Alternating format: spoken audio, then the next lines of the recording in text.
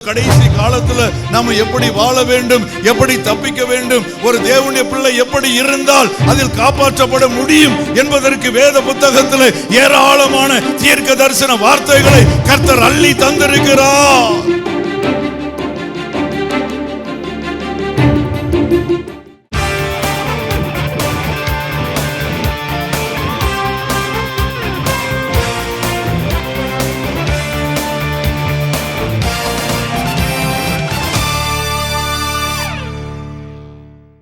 கடைசி காலத்தை குறித்த செய்தியை உங்களுக்கு தருவதற்கு நான் ஆசைப்படுகிறேன். ஐயா, வருஷத்துல முதல் ஆரம்பத்திலே கடைசி கால செய்தியா என்று சொல்லி கேட்டால், கடைசி கால செய்தி தான் உங்களை முதல் தரத்தில் ஆசீர்வதித்து கொண்டு வரும். அதுல எந்த விதமான சந்தேகமும் இல்லை. அப்போ ரொம்ப குறைந்த நாட்கள்ல நம்ம என்ன செய்யறோம், இருக்கிறோம். இனி காலம் செல்லாது அப்படின்னு பைபிள் என்ன செய்யுது இருக்குது. இனி காலம் செல்லாது, கடைசி நாட்கள் என்று பைபிளில் தெளிவாக நம்ம வாசிக்கிறோம். வெளிப்படுத்தின விசேஷம் 1 அதிகாரம் 3 வசனத்தை நான் வாசிக்கிறேன், கவனியுங்கள். இந்த தீர்க்க தரிசன வசனங்களை வாசிக்கிறவனும் கேட்கிறவர்களும் இதில் எழுதியிருக்கிறவைகளை கை கொள்ளுகிறவர்களும் பாக்கியவான்கள், காலம் சமீபமாக இருக்கிறது. இந்த வசனத்தை கொஞ்சம் இப்படி வாஸ்தா எப்படி இருக்குன்னு கொஞ்சம் யோசிச்சு பாருங்க. காலம் சமீபமா இருக்கிறது, காலம் சமீபமா இருக்கிறது. ஆகவே இந்த தீர்க்க தரிசன வசனங்களை வாசிக்கிறவனும் கேட்கிறவர்களும் இதில் எழுதி இருக்கிறவளை கை கொள்ளுகிறவர்களும் பாக்கியவான்கள். அல்லேலூயா. அப்ப நீங்க யோசிச்சு பாருங்க, காலம் சமீபமாகும் காலத்தில் இந்த 3 காரியங்களை நம்முடைய வாழ்க்கையில் நடைமுறைப்படுத்த இந்த தீர்க்க தரிசன வசனங்கள் நமக்கு வேண்டும். இந்த வசனம் நமக்கு மிகப்பெரிய பாதுகாப்பு கவசமாக இருக்கிறது என்பதை நீங்கள் புரிந்து கொள்ள வேண்டும். என்ன அந்த 3 காரியம் என்று சொல்லி பார்த்தால், காலம் சமீபமாகும் போது வாசிக்க வேண்டிய வசனங்கள் இருக்கின்றன. காலம் நெருங்கி வரும்போது, காலம் சமீபமாகும் போது வாசிக்க வேண்டிய வசனங்கள் இருக்கின்றன. நம்ம மற்ற காலங்களில் வாசிக்க வேண்டிய வசனங்கள் இருக்கின்றன. சில நேரங்களில் நம்மள பிடித்த சங்கீதத்தை எடுத்து வாசிக்கிறோம். சில நேரங்கள் நல்ல வாக்குத்தத்த வசனங்கள், இது எனக்கு பிடித்திருக்கிறது என்று சொல்லி வாசிக்கிறோம். சில நேரங்களில் இப்படி நமக்கு உரிய வசனங்களை எல்லாம் என்ன செய்கிறோம், எடுத்து வாசிக்கிறோம். ஆனால் இந்த தீர்க்க தரிசன வசனங்களை நாம் அதிகமாய் வாசிக்கிறோமா, அல்லது கட்டளையின் வசனங்களை நாம் அதிகமாய் வாசிக்கிறோமா என்று கேட்டால், வாசிக்கிற ஒரு காரியம் நமக்குள் இல்லாமல் இருக்கிறது. ஆனால் கடைசி காலம் என்று தெரிந்த பின்பும் கர்த்தருடைய பிள்ளைகள், வளர்ந்த பிள்ளைகள், ஆவிக்குரிய பிள்ளைகள் வாக்குத்தத்தத்தை மாத்திரம் நம்ம யோசித்து கொண்டிருப்போமானால், கடைசி காலத்திலே நாம் தப்பிப்பது மிகவும் கடினமாக இருக்கும். கடைசி காலத்தில் நம்ம தப்பிக்கணும்னா இனி நம்ம கொஞ்சம் வித்தியாசமான வசனங்களை வாசிக்க வேண்டும்.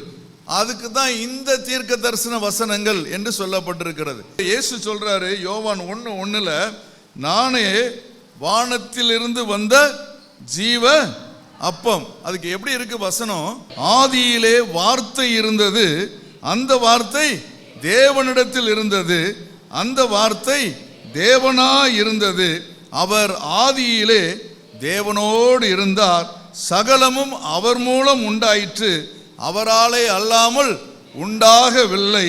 14 வசனத்தை நீங்க வாசித்து பார்த்தீங்கன்னா, அந்த வார்த்தை மாம்சமாகி கிருபையினாலும் சத்தியத்தினாலும் நிறைந்தவராய் நமக்குள்ளே வாசம் பண்ணினார், அவருடைய மகிமையை கண்டோம். ஆமென்.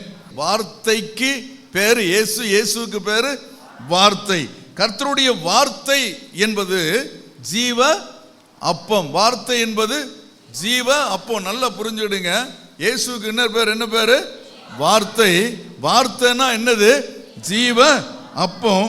மனிதனுடைய சரீரத்துக்கு எப்படி நமக்கு சாப்பாடு தேவைப்படுகிறதோ அதே போல ஆவிக்குரிய சரீரத்திற்கு, ஆவிக்குரிய வாழ்க்கைக்கு அந்த ஜீவ அப்பமாகிய வார்த்தை தேவைப்படுகிறது. நம்ம சரீரத்துக்கு குளிர்காலத்துக்கு ஒரு உணவு தேவைப்படுது, குளிர்காலம் வந்தால் ஐஸ்கிரீம் சாப்பிட மாட்டோம், ஜூஸ் குடிக்க மாட்டோம், அப்படி தானே? குளிர்காலம் வந்தால் உணவில் கொஞ்சம் மிளகு தூளை கொஞ்சம் அதிகமாக என்ன செஞ்சுக்கிடுவோம், சேர்த்துக்கிடுவோம். மழை காலத்துக்குன்னு ஒரு உணவு என்ன செய்யுது இருக்குது, வெயில் காலத்துக்குன்னு என்ன செய்யுது உணவு இருக்குது. இப்படி எல்லாத்துக்கும் ஒவ்வொரு காலத்துக்குன்னு உணவு இருக்கு. அதே போல ஆவிக்குரிய உலகத்திலும் காலத்திற்கு தகுந்தாற் போல் உள்ள உணவை, ஜீவ அப்பத்தை எடுத்துக்கொள்வதற்கு ஒரு கர்த்தருடைய பிள்ளைக்கு கடமை இருக்கிறது. ஆமென், அல்லேலூயா. அந்த காலத்தை புரிந்து கொள்ள வேண்டும். இது என்ன காலம்? கடைசி காலத்தில் வாழ்ந்து கொண்டிருக்கிற நமக்கு என்ன காரியம் தேவை என்று சொல்லி நாம் புரிந்து வேத வசனத்தை என்ன செய்ய வேண்டும், வாசிக்க வேண்டும். அதனால தான் கடைசி காலத்தில் இந்த அப்படின்னு வாசிக்கிறோம், இந்த தீர்க்க தரிசன வசனங்களை அப்படின்னு சொல்லி வாசிக்கிறோம். இந்த தீர்க்க தரிசன வசனங்களை, வேதம் முழுவதும் கர்த்தருடைய வார்த்தை தான் இருக்கிறது, அதுல எந்த சந்தேகமும் இல்லை. அதுல சொல்லப்படும் வாக்குத்தத்தம் இருக்குது, சில நேரங்களில் ஆலோசனை இருக்குது, சில நேரங்களில் தீர்க்க தரிசனம் இருக்குது, எல்லாம் கர்த்தருடைய வசனம் தான். ஆனா எந்த காலத்துல எந்த பகுதியை வாசிக்கணும் அப்படின்னு புரிந்து வாசிக்க வேண்டும், அறிந்து வாசிக்க வேண்டும். அப்போ இந்த காலத்தில், இந்த கடைசி காலத்தில் இந்த வார்த்தையை, இந்த தீர்க்க தரிசன வசனத்தை வாசிக்கிறவன், கேட்கிறவன், கை கொள்ளுகிறவன் பாக்கியவான். ஆமென். அப்ப கடைசி காலத்திற்கு ஏற்ற வசனங்களை, தீர்க்க தரிசன வசனங்களை நாம் என்ன செய்ய வேண்டும், வாசிக்க வேண்டும், அதிகமாய் வாசிக்க வேண்டும். காலம் சமீபம், காலம் சமீபம் என்று சொல்லி வாசிக்கிறோம். எதுக்கு காலம் சமீபமாய் இருக்கிறது? இந்த உலகம் முடிவுக்கு வருவதற்கு காலம் சமீபமாய் இருக்கிறது. இயேசு கிறிஸ்து வானத்திலே தோன்றி நம்மை அழைத்து கொண்டு செல்வதற்கு, அவர் வருகைக்கு காலம் சமீபமாய் இருக்கிறது. உலக அத்தியாயம் முடிந்து புதிய அத்தியாயம் துவங்குவதற்கு காலம் சமீபமாய் இருக்கிறது. ஆமென். புதிய அத்தியாயம் துவங்க போகிறது. இந்த பழைய அத்தியாயம், இந்த உலக அத்தியாயம் முடிந்து புதிய உலகம் தோன்றுவதற்கு, புதிய அதிகாரம் தோன்றுவதற்கு, இயேசு கிறிஸ்துவினுடைய ஆளுகை உருவாகுவதற்கு காலம் சமீபமாய் இருக்கிறது. அல்லேலூயா. காலம் முடிவதற்கு உரிய அடையாளத்தை தான் நம்ம சுற்றி இருக்கிற காரியம்லாம் காட்டுது. நம்ம சுற்றி நடக்கிற காரியத்தெல்லாம் நீங்க பார்த்தீங்கன்னா காலம் முடிய போகுது அப்படிங்கிறத காட்டுது. நம்ம சுற்றி நடக்கிற காரியத்தெல்லாம் பாருங்க, காலம் என்ன செய்ய போகுது, முடிய போகுது அப்படிங்கிறத தான் என்ன செய்யுது, காட்டுது. கடைசி காலத்தில் என்ன நடக்கும் என்று இயேசு சொன்னாரோ அது அப்படியே நடக்குது. முடிவு சமீபமாகும் போது நம்ம எப்படி நடந்து கொள்ள வேண்டும் என்பதை உணர்த்துவதற்காக தான் இந்த வேத வசனங்கள், இந்த தீர்க்க தரிசன வசனங்களை கர்த்தர் நமக்கு தந்திருக்கிறார். காலம் சமீபம், எனவே தீர்க்க தரிசன வசனங்களை வாசிக்கிறவன், கேட்கிறவன், கை கொள்ளுகிறவன் பாக்கியவான். முடிவு காலத்தில் பணம் காப்பாத்துமா? சொல்லுங்க, பணம் காப்பாத்துமா? பக்கத்தில் பார்த்து பணம் காப்பாத்துமான்னு கேளுங்க. பட்டம் காப்பாற்றுமா? காப்பாற்றாது. பதவி காப்பாற்றுமா? பாசம் காப்பாற்றுமா? வேலை காப்பாற்றுமா? வருமானம் காப்பாற்றுமா? எதுவுமே காப்பாற்றாது கடைசி காலத்தில். சமீபத்தில் ஸ்பெயினில் ஒரு சம்பவம் நடந்தது. எல்லாம் நீங்கள் டிவியில் பார்த்தீங்களா பார்க்கலையான்னு தெரியாது. ஸ்பெயினில் ஒரு சம்பவம் நடந்தது. அதில் என்ன அப்படின்னா, திடீர்னு வெள்ளப்பெருக்கு, திடீர்னு ஒரு சூறாவளி காற்று, லட்சக்கணக்கான வீடுகள், எல்லா மக்கள் எல்லாம் ரோட்டுக்கு வந்துட்டாங்க, ரோட்டில் நிற்கிறாங்க. ஏதாவது கிடைக்குமா, அடுத்தது என்ன என்று தெரியாத ஒரு சூழ்நிலை, மிகவும் வேதனையான சூழ்நிலை. ஒரே இரவு, ஒரே ஒரு ராத்திரி நடந்த வெள்ள பெருக்கில் லட்சக்கணக்கான மக்கள் நடுத்தருவிலே, வீதியிலே வந்து நிற்கிறார்கள். எங்களுக்கு ஏதாவது கிடைக்காதா, எங்களுக்கு ஏதாவது தரமாட்டார்களா என்று சொல்லி எதிர்பார்த்து நிற்கிற மக்களாய் ஒரே இரவில் மாறிவிட்டார்கள். இவர்கள் யார்? பிச்சைக்காரர்களா? வருமானம் இல்லாதவர்களா? வாழ்க்கையில் தோற்று போனவர்களா? அல்லது ஒன்றும் இல்லாதவர்களா? இல்லை, எல்லாரும் வசதி படைத்தவர்கள், எல்லாரும் மாடி வீட்டில் வாழ்ந்தவர்கள், எல்லாரும் கார் உள்ளவர்கள், எல்லாரும் பங்களா உள்ளவர்கள். ஒரே இரவில் சூழ்நிலை அப்படியே மாறிவிட்டது. இதெல்லாம் நமக்கு ஒரு அடையாளமாக இருக்கிறது.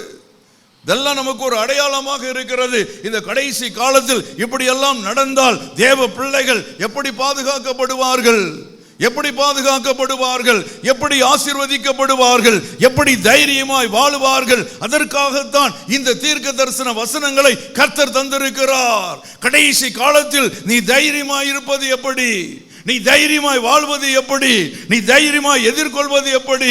அதற்கு ஆண்டவர் ஏராளமான வார்த்தைகளை, வசனங்களை, அவருடைய வார்த்தையை வேத புத்தகத்தில் அடக்கி வைத்திருக்கிறார்.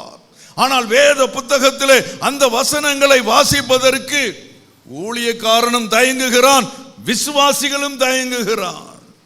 ஊழியக்காரனுக்கும் அந்த அக்கறை இல்லை, விசுவாசிகளுக்கும் அந்த அக்கறை இல்லை. இந்த கடைசி காலத்தில் என்னென்ன நடக்க போகிறது, முடிவு எப்படி இருக்கும், எப்படி சம்பவிக்கும், அதை எதிர்கொள்வதற்கு ஒரு கர்த்தருடைய பிள்ளை எப்படி ஆயத்தப்பட வேண்டும், எப்படி இருக்க வேண்டும், எப்படி வாழ வேண்டும் என்பதை அறிந்து கொண்டால்தான் நீங்க அதுல ஜெயம் எடுக்க முடியும். அப்ப இந்த வருஷ துவக்கத்தில் இந்த 25 கடைசி காலம்னு யோசிக்கும் போது நான் வாக்குத்தத்த வசனத்தை வாசிக்காத, சங்கீதத்தை வாசிக்காத அப்படி சொல்லல, அதை வாசிங்க. ஆனா இன்னொரு பகுதி நமக்கு இருக்கிறது, இன்னொரு பகுதி தேவன் நமக்கு கொடுத்திருக்கிறார். அந்த முடிவு காலத்தில், அந்த கடைசி காலத்தில் நாம எப்படி வாழ வேண்டும், எப்படி தப்பிக்க வேண்டும், அதற்கு என்ன செய்ய வேண்டும், அதற்கு என்ன நடவடிக்கை எடுக்க வேண்டும், ஒரு தேவனுடைய பிள்ளை எப்படி இருந்தால் அதில் காப்பாற்றப்பட முடியும் என்பதற்கு வேத புத்தகத்தில் ஏராளமான தீர்க்க தரிசன வார்த்தைகளை கர்த்தர் அள்ளி தந்திருக்கிறார். அமெரிக்காவில் கலிபோர்னியாவில் ஒரு சம்பவம் நடந்தது. அதுலேயும் ஆயிரக்கணக்கான மக்கள் வெளியே வந்து விட்டார்கள். மிகப்பெரிய கஷ்டம், மிகப்பெரிய வேதனை. அப்படிப்பட்ட ஒரு கொடுமையான ஒரு காலத்தில், கடைசி காலத்தில் வாழ்ந்து கொண்டிருக்கிறோம். இப்பொழுது அங்கொன்று இங்கொன்றாக நடந்து கொண்டிருக்கிறது. அங்கே நடக்கிறது, இங்கே நடக்கிறது, அங்கொன்று இங்கொன்றாக நடந்து கொண்டிருக்கிறது. ஆனா இனி காலம் செல்லும் பொழுது, காலம் சமீபமாகும் போது எல்லா இடத்திலும் அப்படிப்பட்ட நடக்கிற ஒரு சூழ்நிலை உருவாகும். மோசே காலத்தில் ஒரு எச்சரிப்பு கொடுக்கப்பட்டது. அப்போ மோசே காலத்தில் என்ன நடந்துச்சுன்னா, அந்த கோராகு, தாத்தான் என்பவர்கள் மோசேக்கு விரோதமாக என்ன செய்யப்பட்டார்கள், செயல்பட்டார்கள். கோராகு, தாத்தான் என்பவர்கள் மோசேக்கு விரோதமாக என்ன செய்யப்பட்டார்கள், செயல்பட்டார்கள். மோசேக்கு விரோதமாக செயல்பட்டதுனால என்ன நடந்துச்சு அப்படின்னா, மோசே கூப்பிடுறான். என்னாகும் 16ஆம் அதிகாரத்தை வாசித்து பாருங்க. அப்போ பாருங்க, ரொம்ப எதிராக செயல்பட்டதுனால மோசே சொல்றான், இவனுக்கு சாதாரணமான பனிஷ்மெண்ட் நினைச்சக்கூடாது, கொடுக்கக்கூடாது. சாதாரணமான பனிஷ்மெண்ட் கொடுக்கக்கூடாது, ரொம்ப வித்தியாசமான தண்டனை என்ன செய்யணும், கொடுக்கணும். அப்பந்தான் என்ன கர்த்தர் ஊழியத்துக்கு அழைச்சிருக்கிறாரு அப்படிங்கிறது அவனுக்கு என்ன செய்யும், தெரியும். இல்லைன்னா தெரியாது. நான் ஊழியத்திற்கு அழைக்கப்பட்டவன், அதனால என்ன எதிர்த்து நின்னா என்ன நடக்கணும் அப்படின்னு அவனுக்கு தெரியணும். அதே மாதிரி கர்த்தருக்கு விரோதமா முறுமுறுத்தாலும் என்ன நடக்கணும் அப்படின்னு சொல்லி அந்த தோராவுக்கும் தாத்தானுக்கும் தெரியணும் என்பதற்காக ஒரு புதிய தண்டனை என்ன செய்யணும், வரணும், புதிய தண்டனை கொடுக்கப்படணும் அப்படின்னு சொல்லி மோசே நினைக்கிறார். அப்ப அப்படிப்பட்ட ஒரு சூழ்நிலையில அந்த தாத்தானையும் அந்த தோராகையும் கூப்பிட்டு அனுப்புனா அவங்க கூட்டம், அவங்க என்ன செய்யறாங்க, எங்களுக்கும் ஒரு பெரிய கூட்டம் இருக்கிறது. ஆமென்.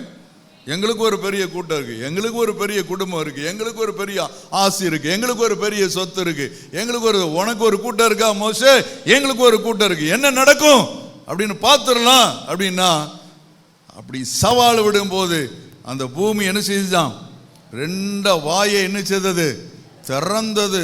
அவனும் அவனுடைய கூட்டமும் அப்படியே என்ன செஞ்சுட்டாங்க, புதிய விதமான ஒரு தண்டனை. மோசே கேட்ட தண்டனை புதிய விதமான ஒரு தண்டனை. தேவ பிள்ளையே, இந்த உலகம் அழியாது, உலகம் அப்படித்தான் இருக்கும். கர்த்தருடைய வார்த்தையெல்லாம் நடக்குமா நடக்காதா என்று யோசிக்கிற கூட்டம் உலகத்தில் இருக்கலாம். ஆனால் சபைக்குள், ஒரு கர்த்தருடைய பிள்ளைக்குள் கர்த்தருடைய வருகையை குறித்தும், கர்த்தருடைய தரிசனத்தை குறித்தும், கர்த்தருடைய எதிர்பார்ப்பை குறித்தும், கர்த்தர் வருவார் என்கிற நம்பிக்கை குறித்தும் ஒரு அசட்டுத்தனம் இருக்கவே கூடவே கூடாது. ஒரு கர்த்தருடைய பிள்ளை எப்படி இருக்க வேண்டும், எச்சரிக்கையா இருக்க வேண்டும். வேதத்தின்படி சொல்ற தீர்க்க தரிசனம் 100% உண்மையானது.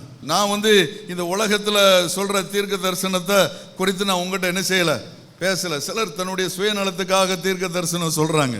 சில ஊழியர்கள் சில சுயநலத்துக்காக தீர்க்க அப்படி இப்படின்லாம் சொல்லிடுறாங்க. அதெல்லாம் தீர்க்க தரிசனம் இல்லை. அதெல்லாம் தீர்க்க தரிசனம் இல்லை. அதை தீர்க்க தரிசனம் ஏற்றுக்கொள்ள முடியாது. நான் சொல்றது 100க்கு 100 வேத புத்தகத்தில் எழுதப்பட்ட தீர்க்க தரிசனத்தை குறித்து உங்களோடு கூட நான் பேசுகிறேன், உங்களோடு கூட நான் சொல்லுகிறேன். வேற இடத்துல உள்ள தீர்க்க தரிசனத்தை பத்தி பேசவில்லை. இன்னைக்கு அநேக தீர்க்க தரிசனங்கள் அப்படி வருகிறது, அப்படியா இப்படியா இப்படி அப்படி என்று பலவிதமான காரியங்களை சொல்லுகிறார்கள். சுயநலத்துக்காக, இச்சைக்காக, ஆசைக்காக, காணிக்கைக்காக, இந்த உலகத்தினுடைய புகழுக்காக, ஊழியக்காரன் என்கிற ஸ்தானத்தை காத்து கொள்ள வேண்டும் என்பதற்காக இப்படி பலவிதமான தீர்க்க தரிசனங்கள் நடக்கிறது. இப்படிப்பட்ட தீர்க்க தரிசனங்களை நம்பி கர்த்தருடைய பிள்ளைகள் ஒரு நாளும் ஏமாந்து போக வேண்டாம். நீங்கள் வஞ்சிக்கப்படாதிருங்கள். நீங்க என்ன செய்யக்கூடாது? வஞ்சிக்கப்படக்கூடாது. இந்த கடைசி நாட்களில் நீங்க எப்படி இருக்க வேண்டும்? 100% தீர்க்க தரிசனம் நிறைவேற உண்மையான தீர்க்க தரிசனம் வேத புத்தகத்தில் மாத்திரம் உண்டு. அல்லேலூயா, அல்லேலூயா. இந்த கடைசி காலத்தை குறித்து தானியேலின் புஸ்தகத்தில் எழுதப்பட்டிருக்கிறது. தானியேலின் புஸ்தகத்தில் எழுதப்பட்டிருக்கிறது. அங்க மேசியாவினுடைய வருகையை குறித்து எழுதப்பட்டிருக்கிறது. மீகா புஸ்தகத்தில், நாகும் புஸ்தகத்தில், ஓசியா புத்தகத்தில், இன்னும் சகரியா புஸ்தகத்தில் இப்படிப்பட்ட காரியங்கள் எல்லாம் எழுதப்பட்டிருக்கின்றன. எசேக்கியேல் கடைசி காலத்தில் வரும் யுத்தங்கள் குறித்து எசேக்கியேல் எழுதியிருக்கிறார். இப்படி ஏராளமான காரியங்கள் வேத புத்தகத்தில் இருக்கின்றன. சரி, கடைசி காலத்தை குறித்து பழைய ஏற்பாட்டிலும் எழுதப்பட்டிருக்கிறது. யோவான் வரைக்கும் என்ன செய்யப்பட்டிருக்கிறது? எழுதப்பட்டிருக்கிறது.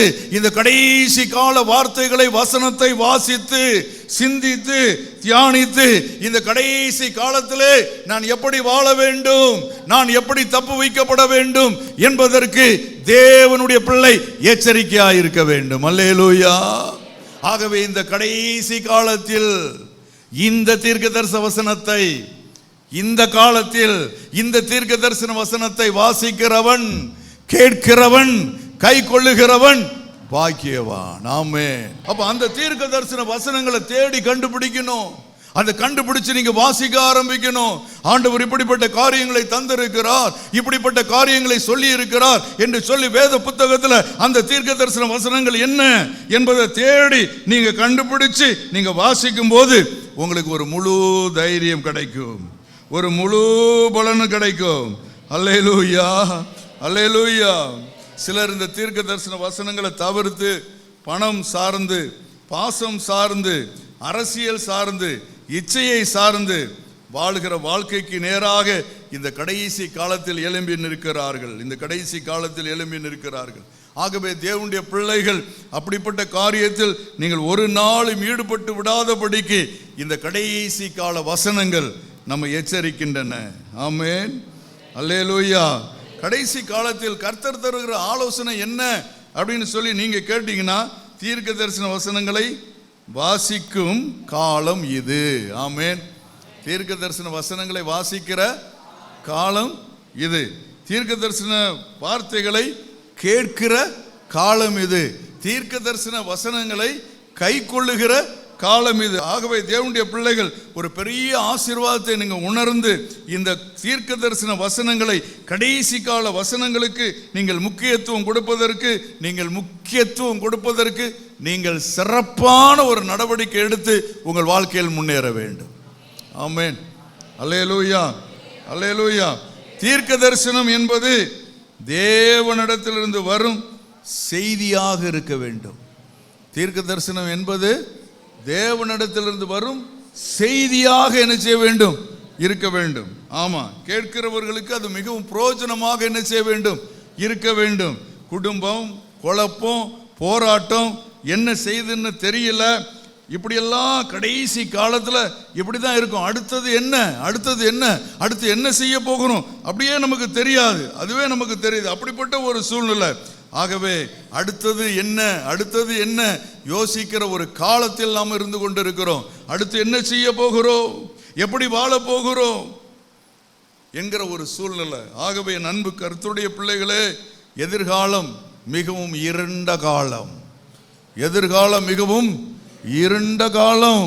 புரிஞ்சுக்குங்க, எதிர்காலம் இருண்ட காலம். அந்த இருண்ட காலத்தை நோக்கி தான் நாம போய்கிட்டு இருக்கோம். அதனால இந்த இருண்ட காலத்தில் நம்ம எப்படி நடக்கணும், எதை பேசணும், யாரை நம்பணும், யாரை சந்திக்கணும், எங்க போகணும், எங்க வாழணும் அப்படின்னு சொல்லி அந்த இருண்ட காலத்துல நம்ம எச்சரிக்கையா இருப்பதற்கு தேவன் தீர்க்க தரிசன வார்த்தைகளை தந்திருக்கிறார். அல்லேலூயா. எதற்கு அந்த தீர்க்க தரிசன வசனங்கள்? அந்த கடைசி காலத்திலே அடுத்தது எப்படி என்கிற குழப்பமான சூழ்நிலையிலே ஒரு தேவ பிள்ளை முடங்கிடக்கூடாது, படுத்திடக்கூடாது, ஒடுங்கி விடக்கூடாது.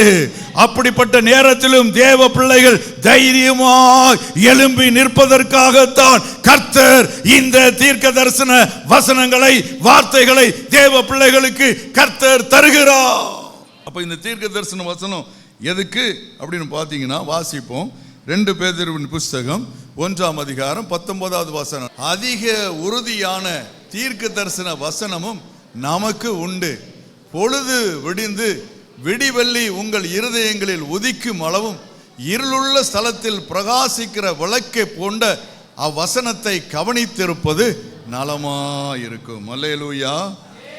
இந்த செய்தி ஒரு கடுமையான ஒரு செய்தி, கேட்கறதுக்கு கஷ்டமா இருக்கும். அதனால தான் ஆண்டவர் இதை வாசிக்கிறவன், இதை கேட்கிறவன், இதை கை கொள்றவன் பாக்கியவான்னு ஏன் சொல்லியிருக்காருன்னா, இதை வாசிக்க மாட்டான், இதை கேட்க மாட்டான், இதை கை கொள்ள மாட்டான், பாக்கியத்தையும் பெற்றுக்கொள்ள மாட்டான் அப்படிங்கிறது தெரிஞ்சதுனால தான் அதுக்கு ஒரு அழுத்தம் கொடுத்திருக்கிறாரு. அப்புறம் என்ன சொல்லியிருக்காரு? பொழுது விடிந்து விடிவெள்ளி. சொல்லுங்க பார்க்கலாம். பொழுது விடிந்து விடிவெள்ளி. விடிவெள்ளினா யாரு? அவர் தாவீதின் வேரும் விடிவெள்ளி நட்சத்திரமுமாயிருக்கிறார். அல்லேலூயா. அவர் தாவீதின் வேர், விடிவெள்ளியின் நட்சத்திரம். வெளிப்படுத்தின விசேஷம் 22ஆம் அதிகாரம் 16வது வசனத்திலே அவர் தாவீதின் வேர், விடிவெள்ளி நட்சத்திரம் என்று இருக்கிறது.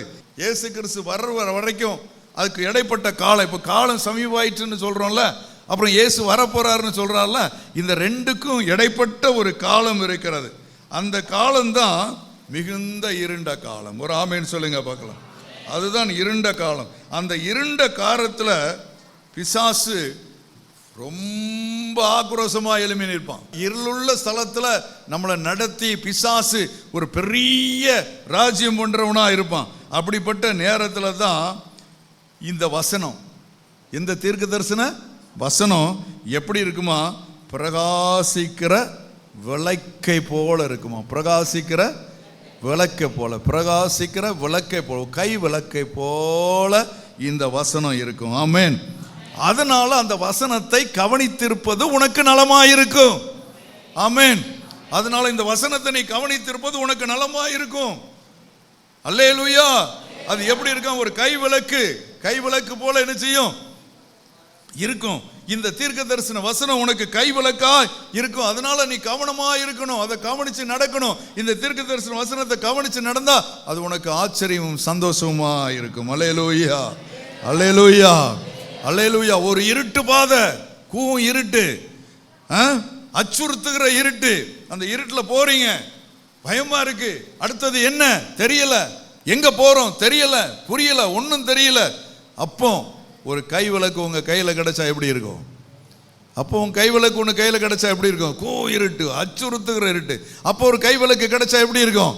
அந்த கை விளக்க வச்சு நம்ம எங்க போனோமோ அங்க போயிருவோம். ஆமென், அல்லேலூயா. அப்படிப்பட்ட கை விளக்காகத்தான் இருட்டிலே, கடும் இருட்டிலே, கொடூரமான காலங்களிலே, அந்த இருண்ட காலத்திலே கை விளக்காகத்தான் கர்த்தர் இந்த தீர்க்க தரிசன வசனத்தை நமக்கு தந்திருக்கிறார். ஆகவே அதை கவனித்து நடந்தால் இருண்ட காலத்திலே, வெளிச்சமில்லாத காலத்திலே, ஒன்றும் செய்ய முடியாது, அடுத்தது என்ன என்று திகைத்து நிற்கிற காலத்திலே அது உனக்கு கை விளக்காயிருந்து உன்னை ஆண்டவருக்குள், கர்த்தருக்குள், பரலோகத்திற்கு நேராய், இயேசுவுக்கு நேராய், கர்த்தருக்கு நேராய் அது உன்னை சரியாய் வழி நடத்தி செல்லும். கை விளக்குன்னு சொன்ன உடனே இப்போ எல்லாருக்கும் செல்போன் ஞாபகத்துக்கு வருது. அல்லேலூயா. ஆமா, கரண்ட் போயிட்டா ஏய் எடு செல்போனை. அந்த காலத்தில் மெழுகுவர்த்தி எடு, அரிக்கை லைட் எடு, விளக்கு எடு, மண்ணெண்ணெய் விளக்கு எடு அப்படின்னு சொன்ன போன காணலாம் போய் ஏய் எடு செல்போனை. அல்லேலூயா. எதுக்கு எடுத்தாலும் கை விளக்கு, செல்போன் தான் அன்னைக்கு கை விளக்கா நினைச்சது இருக்குது. அந்த கை விளக்கு பிரயோஜனப்படாது. அந்த கை விளக்கு உன்னை காப்பாத்தாது. அந்த செல்போன் உன்னை காட்டி கொடுத்துரும். அந்த செல்போனில் நீ இப்போ அனுப்பின மெசேஜ் எல்லாம் கர்த்தருடைய பார்வையில் எடுத்து வச்சிருப்பாரு. எல்லாம் அவர் பார்த்துக்கிட்டு இருப்பாரு. உன் செல்போனுடைய பின்னணியில் என்ன இருக்குதுங்கிறத கவனிச்சு பாரு. அந்த செல்போன் பின்னணியில் அசிங்கம் இருந்தா, அருவருப்பு இருந்தா, அவ்வளோத்தையும் அழிச்சிட்டு டெலீட் பண்ணிட்டு தூக்கி தூர போட்டுட்டு, ஆண்டவரே என்ன மன்னிச்சிருங்க, இனி இந்த செல்போனில் உள்ள ரெக்கார்டு எல்லாம் டெலீட் பண்ணிட்டேன், இனி அந்த வாழ்க்கைக்கு நேரம் நான் போக மாட்டேன், இனி அந்த வாழ்க்கை வேண்டாம், இந்த செல்போன் வாழ்க்கை வேண்டாம், இந்த செல்போனால் வருகிற எந்த தவறும் எனக்கு வேண்டாம் அப்படின்னு சொல்லிட்டு அதை தூய்மைப்படுத்தி அந்த செல்போனை நீ பரிசுத்தப்படுத்தி விட்டால் நீ தப்பிச்ச. அல்லேலூயா, நீ தப்பிச்ச. இல்லைன்னா நீ தப்பிக்க முடியாது. செல்போனை குறித்து எச்சரிக்கையா இருங்க. செல்போனை குறித்து எச்சரிக்கையா இருங்க. தேவ பிள்ளைகள் இஷ்டம் போல் போவதற்கு வேதம் இடம் கொடுக்கவில்லை. தீர்க்க தரிசன வசனம் நீ நடக்கிற பாதைக்கும் உன் மனசுக்கும் அது வெளிச்சத்தை கொடுக்கும். ஆமென். வசனத்தை கேட்கிறீங்களா? கேட்கிறவன் பாக்கியவான். வசனத்தை வாசிக்கிறீங்களா? வாசிக்கிறவன் பாக்கியவான். வசனத்தை கை கொள்றீங்களா? கை கொள்ளுகிறவன் பாக்கியவான். அப்ப இந்த தீர்க்க தரிசன வசனம் உங்ககிட்ட இருந்தா உங்க கைகளில் கை விளக்கு இருக்கு. அது எல்லா நேரத்திலும் உங்களுக்கு வழி நடத்தும். ஆமென். அல்லேலூயா. இருண்ட காலத்துல ஒண்ணுமே இல்ல, அடுத்தது என்ன என்று யோசிக்கிற காலத்துல இந்த வசனம் கைவிளக்கா இருக்கும். ஆமென். அல்லேலூயா. அப்ப இந்த வசனத்தை நீங்க வாசிக்கிறதுனால என்னெல்லாம் நீங்க அறிந்து கொள்ள முடியும்? சின்ன ஒரு பாயிண்ட் மட்டும் சொல்லிட்டு போறேன். முதல் காரியம், நீங்க காலத்தை அறிந்து கொள்ளலாம். ஆமென். காலத்தை, இந்த தீர்க்க தரிசன வசனத்தை வாசித்தா காலத்தை என்ன செய்ய முடியும்? அறிந்து கொள்ள முடியும். காலத்தில், இந்த காலத்தில் என்ன நடக்கும், அந்த காலத்தில் என்ன நடக்கும், மனுஷன் இந்த காலத்தில் எப்படி இருப்பான், அந்த காலத்தில் எப்படி இருந்தான், அந்த காலத்தில் இருந்த சொந்தம் எப்படி இருந்தது, அந்த காலத்தில் இருந்த நண்பர்கள் எப்படி இருந்தாங்க, எப்படி இருந்தாங்க, ரொம்ப நெருக்கமா, ரொம்ப அன்னோனியமா, ரொம்ப அன்பா இருப்பாங்க. ஆனால் இந்த காலத்து நண்பர்கள் டக்குன்னு காட்டி கொடுத்துட்டு போயிடுவான். டக்குன்னு காட்டி கொடுத்துருவான். நான் உனக்கு நண்பனே இல்லடா அப்படின்னு சொல்லிட்டு போயிடுவான். குடும்ப உறவை பாருங்க, அதுவும் அப்படித்தான் கிடைக்கும் அந்த காலம். அப்ப காலத்துல என்னென்ன நடக்கும் மனுஷனை பற்றி தெரிந்து கொள்ளலாம். ஊழியர்கள் எப்படி இருப்பார்கள் தெரிந்து கொள்ளலாம். விசுவாசிகள் எப்படி இருப்பார்கள் என்ன செய்யலாம் தெரிந்து கொள்ளலாம். அந்த காலங்கள் எப்படி இருக்கும் என்பதை இந்த வசனத்தை வாசிக்க வாசிக்க தெரிந்து கொள்ள முடியும். அல்லேலூயா. ரெண்டாவது, யாரையும் நம்ப முடியாத காலம். யாரையும் நம்ப முடியாத காலம். இப்ப இருக்கிற சூழ்நிலையில நம்மளை எதையுமே என்ன செய்ய முடியல, நம்ப முடியவில்லை. ஆமென் சொல்லுங்க பார்க்கலாம். நம்ப முடியலையப்பா, நீயா இப்படி செஞ்சா, நீயா இப்படி செஞ்சா, என் வாழ்க்கையில யாரையுமே நம்பலையப்பா, நான் உன்னதான நம்பி வாழ்ந்துகிட்டு இருந்தேன், நீயா இப்படி செஞ்ச அப்படின்னு சொல்லி யோசிக்கிற அளவுக்கு நம்ப முடியாத காலத்திலே பயணப்பட்டு கொண்டிருக்கிறோம். அல்லேலூயா. ஆகவே இப்படிப்பட்ட காலத்தை அறிந்து கொள்வதற்கு நமக்கு தீர்க்க தரிசன வசனம் தேவை. மூன்றாவது, இந்த காலத்தில் என்னெல்லாம் நடக்கும் என்பதை அறிந்து கொள்வதற்கு இந்த வசனம் தேவை. ஆமென். இந்த காலத்தில், கடைசி காலத்தில் என்னெல்லாம் நடக்கும் அப்படின்னு அறிந்து கொள்வதற்கு இந்த வசனம் தேவை. நீங்க நினைச்சிட்டு இருப்பீங்க ஜெபம் பண்றதுனால தப்பிச்சிடலாம், கடைசி காலம் ஜெபம் பண்றதுனால தப்பிச்சிடலாம். அப்படி தப்பிக்க முடியாது. ஆமென் சொல்லுங்க பார்க்கலாம். என்னங்க எப்படி சொல்றீங்க? கடைசி காலம், அதான் சொல்றேன்ல, கடைசி காலத்துக்கும் இயேசு கிறிஸ்துவுடைய வருகைக்கும் இடைப்பட்ட காலத்தில் நீங்க ஜெபம் பண்ணா தப்பிச்சிடலாம்னு நினைச்சா தப்பிக்க முடியாது. நீங்க புரிஞ்சுக்கிங்க. அதுக்கு நான் பின்னால வாரேன், பின்னால அதுக்குள்ள விளக்கெல்லாம் தரேன். ஜெபம் பண்ணா தப்பிச்சிடலாம் அப்படின்னு நினைச்சு ஜெபம் பண்ணா என்ன செய்ய முடியாது, தப்பிக்க முடியாது. அதை நீங்க புரிந்து கொள்ள வேண்டும். நான் காலேஜெல்லாம் படிக்கும்போது காலேஜில் ஒரு பக்தி உள்ள வாத்தியார் ஒருத்தர் இருக்கிறார். அவர் தான் ஹைச்சோடி. எவ்வளோ சேட்டை பண்ணிட்டு அவ்வளோ வம்பம் பண்ணிட்டு அவர் மீட்டிங்கில் கொஞ்சம் உட்காந்துட்டோன்னா போதும், அடுத்த நாள் அவர் நம்மளை என்ன செஞ்சிருவாரு, எந்த பிரச்சனையும் இல்லாமல் காலேஜில் விட்டுருவாரு. நிறைய பேர் அதை பயன்படுத்தி இல்லாத இடக்கலாம் பண்ணிட்டாலேவான். இச்சையை நிறைவேற்ற வேண்டும் என்பதற்காக தவறான காரியங்களை, இயேசுவுக்கு பிடிக்காத காரியங்களை, இயேசுவுக்கு திட்டமில்லாத காரியத்தில், இயேசுவுக்கு செயல்பாடு இல்லாத காரியத்தில், இயேசு விரும்பாத காரியத்தில் உங்கள் ஜெபம் இருக்குமானால் அந்த ஜெபம் கேட்கப்பட மாட்டாது என்பதை ஒரு கர்த்தருடைய பிள்ளை திட்டவட்டமாக தெரிந்திருக்க வேண்டும். அவருக்கு பிடிக்காத ஜெபத்தை நாம் பண்ண கேட்பாரா? அல்ல, ஆண்டவரே என்னை ஊருக்கு திருநெல்வேலிக்கு அனுப்பிடுங்க, நான் திருநெல்வேலிக்கே போயிடுறேன், இங்கே சமாளிக்க முடியல ஆண்டவரே, எனக்கு அங்கே ஒரு நல்ல வீடு கட்டி நல்ல வாசல் எல்லாம் ஏற்படுத்தி அழகா சுகமாக அந்த கடைசி காலத்தில் நிம்மதியாக வாழ்கிறதுக்கு எனக்கு அங்கே ஒரு இடத்த ஏற்பாடு பண்ணி கொடுத்துருங்க ஆண்டவரே, என் சொந்த ஊருக்கே போயிடுறேன்னு ஜெபம் பண்ணுறேன்னு வைங்க. நல்ல ஜெபம் தானே, ஜெபம் நல்லா தானே இருக்கு. ஆனால் கேட்க மாட்டாரு. நீங்கள் எல்லாரும் என்ன ஜெபம் பண்ணுங்க, அவனை விட்டுறாதீங்கன்னு ஜெபம் பண்ணுங்க. அந்த ஜெபம் இருக்கோ இல்லையோ, அவர் இங்கே தான் வர சொல்லியிருக்காரு. இனி அவர் என்ன போக சொன்னால் தான் நான் என்ன செய்ய முடியும், போக முடியும். இல்லைன்னா என்ன செய்ய முடியாது, போக முடியாது. அவருக்கு விருப்பம் இல்லாத ஜெபத்தை செய்தால் அவர் கேட்கவே மாட்டார். காது இருந்தாலும் சரி இல்லைனாலும் சரி கேட்க கடவுள். ஆமென். அப்போ எந்தெந்த காலத்தில் என்னென்ன நடக்கும் அப்படிங்கிறத தெரிந்து கொள்வதற்கு நமக்கு இந்த தீர்க்க தரிசன வசனங்கள் தேவைப்படுகிறது. சில நன்மைகள் எந்த காலத்தில் நடக்கும், தீமைகள் எந்த காலத்தில் நடக்கும், அதை தெரிந்து கொள்ளவும் தீர்க்க தரிசன வசனங்கள் என்ன செய்கிறது, உதவுகிறது. வெளிப்படுத்தின விசேஷம் 1ஆம் அதிகாரம் 3 தான் நம்ம படித்தோம். காலம் சமீபமாகிற காலத்தில் இந்த வசனத்தை வாசிக்கிறவன், கேட்கிறவன், கை கொள்ளுகிறவன் பாக்கியவான். ஆமென். தேவனுடைய செயல்பாடுகளை நம்ம அறிந்து கொள்வதற்கும் சாத்தானுடைய செயல்பாடுகளை அறிந்து கொள்வதற்கும் தேவன் இந்த காலத்தில் என்ன செய்வார், சாத்தான் இந்த காலத்தில் என்ன செய்வான், இதை அறிந்து கொள்வதற்கும் இந்த வசனம் தேவைப்படுகிறது. தேவனுடைய செயல்பாடுகளை அறிந்து கொள்ளலாம், சாத்தானுடைய செயல்பாடுகளையும் அறிந்து கொள்ளலாம். ஆமென்.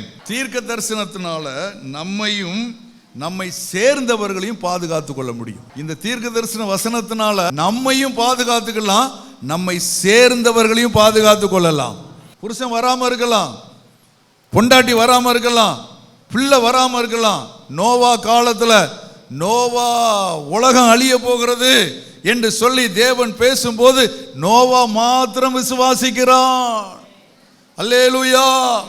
நோவா மாத்திரம் விசுவாசிக்கிறான், அவர் சொன்னதுக்கெல்லாம் கீழ்ப்படுகிறான். என்ன நடந்தது, அவனையும் அவனுடைய குடும்பத்தையும் பேழைக்குள் கர்த்தர் அனுமதித்தார், அவனையும் பாதுகாத்தார், அவனுடைய குடும்பத்தையும் கர்த்தர் பாதுகாத்தார். அல்லேலூயா. நீயும் பாதுகாக்கப்பட முடியும், உன்னை சார்ந்தவர்களையும் பாதுகாக்க முடியும். அதே போல உன்னுடைய ஒருத்தனுடைய அழிவு உன்னையும் அழித்துவிடும், உன் குடும்பத்தையும் அழித்துவிடும். எப்படி அது ஆதரவா இருக்கிறதோ அதே போல அந்த வசனம் பாதகமாக இருக்கிறது. ஆகவே உன் குடும்பத்தில் உன் ஆண்டவர் தெரிந்து கொண்டிருக்கிறாரா, ஆண்டவரே நான் உண்மையாயிருப்பேன், நான் ஒழுங்காயிருப்பேன், நான் தவறு செய்ய மாட்டேன், உமக்கு பிரியமான வாழ்க்கையை விட்டு நான் வெளியேற மாட்டேன் என்று சொல்லி ஒரு அர்ப்பணிக்கிற ஒரு வாழ்க்கை வாழ வேண்டும். அல்லேலூயா. அந்த வாழ்க்கை உன்னை மாத்திரமல்ல உன் முழு குடும்பத்தையே பாதுகாக்கிறது. ஒரு 6 காரியம் சொன்னேன், திருப்பி ஒருக்கா சொல்றேன், நோட் பண்ணுங்க. 1, காலங்களை அறிந்து கொள்ளுகிறோம். 2வது, காலங்களில் நடக்கவிருக்கும் காரியங்களை அறிந்து கொள்ளுகிறோம். 3வது, அந்த காலங்களின் நன்மையை பெறுவதற்கு ஆயத்தப்படுகிறோம், தீமையை குறித்து அதில் எச்சரிக்கப்படுகிறோம். 4வது, அந்தந்த காலங்களில் நாம் செய்ய வேண்டிய கடமைகளை அறிந்து கொள்ளுகிறோம். 5வது, தேவனுடைய கிரியைகள், சாத்தானுடைய தந்திரங்கள், இவைகளை புரிந்து கொள்ள முடியும். 6வது, நாமும் நம்மை சேர்ந்தவர்களும் பாதுகாக்கப்படுகிறோம். இனி நீ வாழுகிற காலம் பயங்கரமான காலம், ஆபத்து நிறைந்த காலம். கண்மூடி கண் திறக்கிறதுக்குள்ள ஒரு பெரிய அழிவை சந்தித்து விடுவோம்.